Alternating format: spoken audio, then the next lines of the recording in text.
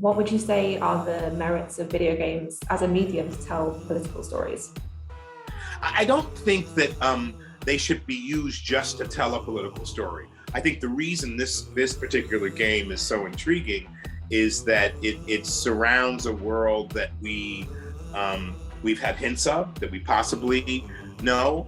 Certainly in Europe, there have been many dictators. I know one I was fascinated with was Ceausescu, because I felt like we witnessed his death, Ian Elena's death on television. And that was a very powerful moment that had me go back to go, what did he do? Why would these people do this to this man? What did he do that was so awful? And so, you get a chance to feel his humanity in this game and someone's non-humanity, their relationship to power, to money, to greed, to revenge.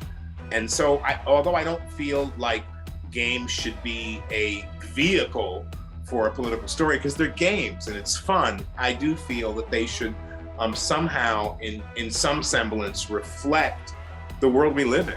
And that's what makes them even more powerful and palpable to our audience.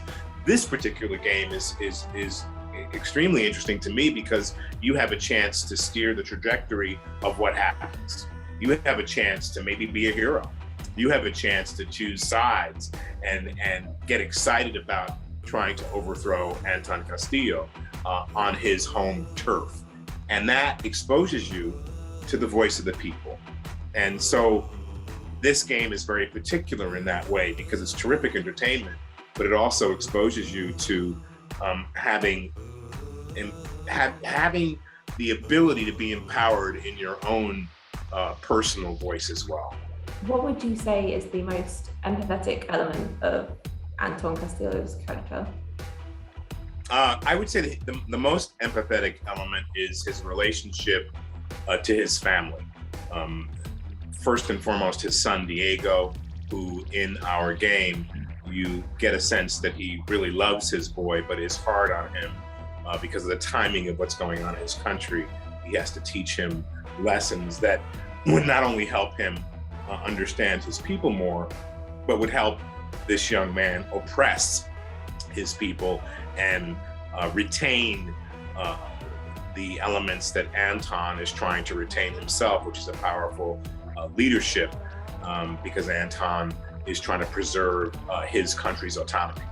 But the most empathetic parts of him are in his relationship, in his son's relationship to him, trying to understand and wanting to have a father who his father's always been there, but he's always looked at his father as this powerful political figure, as opposed to having the personal relationship that he would really have liked to have. And so that relationship and the relationship to loss is, to me, very important in Anton's trajectory, that he has had a wife and mother of Diego who is not really with us anymore, that he's had a lover who he relies on and loves very much, but he doesn't have the time or the investment of the timing to be able to cultivate that relationship. So all the things that he's lost in his life, his lost childhood, these are the things that are really human, that allow you to look at Anton as a real human being and, in a way, a survivor.